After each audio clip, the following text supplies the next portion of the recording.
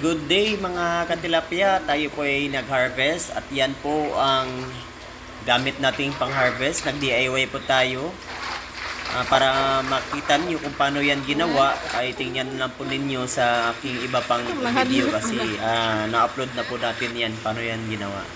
So yung anak ko ay nag-harvest din siya at masaya siya kasi first time niya mag-harvest. So, kasi first time din natin nag-alaga ng mga tilapia. Ayan. So, masaya siya. So, yun lang po ang natira sa ating alagang tilapia. As of now, mayroon na tayong nabinta na 75 kilos dito lang sa aming subdivision. Mga kapitbahay lang po. So, I think nasa mga more than 5 kilos pa yung naiwan. So, yan na lang ho ang naiwan sa ating mga alagang tilapia. So, ang ating alagang tilapia ay binibenta natin sa halagang 170 pesos per kilo and 7 to 8 pieces po ang ating tilapia sa isang kilo. Okay, maya-maya ay atin namang ipakita kung magkano lahat ang ating na-harvest sa 800 pieces na fingerlings na ating pinakawala sa pond 1. So ipakita ko sa inyo kung ilang kilo ang ating na-harvest at magkano ang ating overall expenses sa 105 days. No, kasi kulang pa po din ako umabot ng 4 months kasi excited tayo mag-harvest.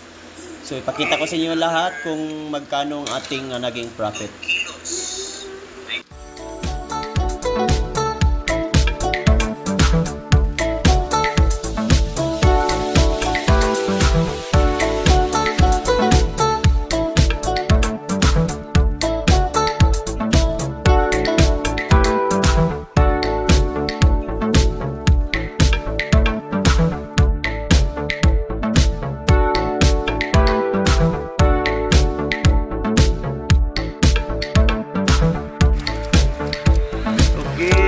Another 2 kilos sold for today. So 2 kilos is 15 pieces. Yan, so yan na lang ang natira sa atin. Siguro may mga 10 kilos pa na iwan. So 2 kilos, pero tayong order 2 kilos this morning. Okay, another 1 kilo, 7 pieces. 7 pieces is 1 kilo. Yan. Yan, mayroon na naman tayong naibenta na tilapia. 1 kilo, 8 pieces. So, binibenta natin sa halagang 170 pesos per kilo. So, sa isang kilo, mayroon tayong 7 to 8 pieces. So, ayan. Ang ating harvest. So ating tilapia is 8 pieces, isang kilo. So sa halagang 170, meron ka ng tilapia 1 kilo, 8 pieces. Yan. Try natin. Uy, nakawala pa. Yun. 1 kilo, 8 pieces. 1 2 3 4 5 6 7 8 pieces, 1 kilo.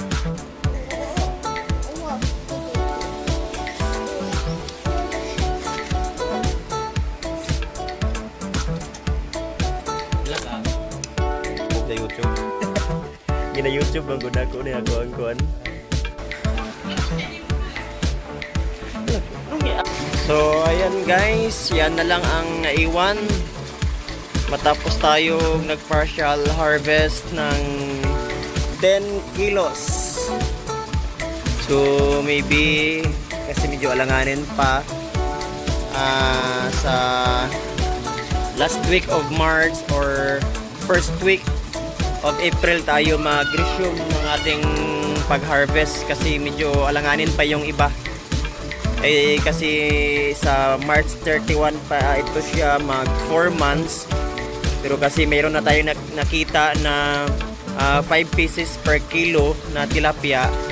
Kaya nag-partial harvest tayo at naka 10 kilos na po tayo as of today. So yung iba nilipat ko. Mayroon pa tayong 4 kilos na andito sa aking maliit na trapal pan. So mayroon ditong 4 kilos. So yung 4 kilos guys is ilan nga yun? 18 pieces yung 4 kilos na andito. So ang 4 kilos na andito is 18 pieces. Ibig sabihin good size talaga sila. So yung mga naiwan doon, alaganin pa. Siguro nasa 5 pieces per kilo. Yan.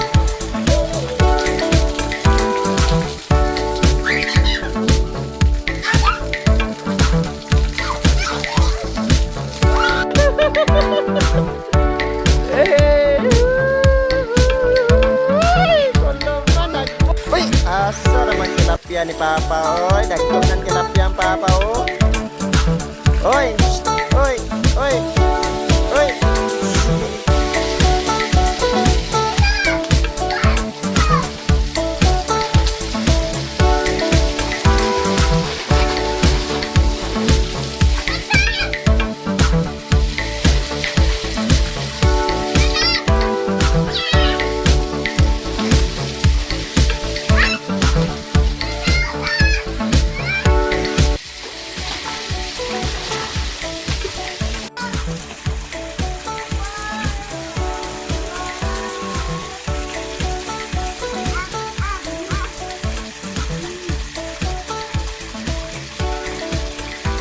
Good day mga katilapia.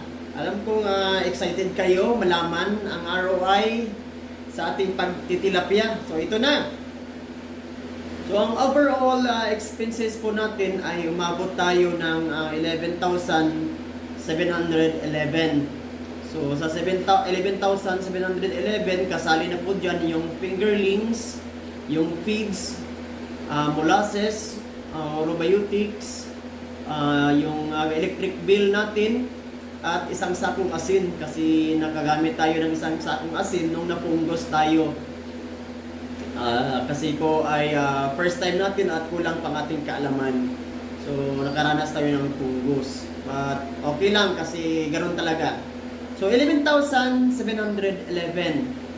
at yung total kilos na na-harvest natin sa ating tilapia ay 80 kilos na ibininta natin sa halagang 170 per kilo. So yung 80 kilos po ay dito lang sa subdivision na consume, hindi umabot ng palengke kasi marami namang tao dito sa subdivision. So nag-free delivery po tayo kaya kumagat yung ating mga consumer. So 170 times 80 kilos ay nakapagbenta po tayo ng 13,600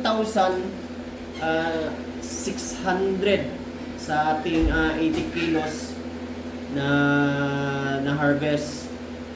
So yung total na harvest natin is 13,600 minus expenses na 11,711 ay mayroon tayong profit na 1,889. So para sa akin is not bad yun kasi first time natin at maaga tayo nag-harvest. Supposed to be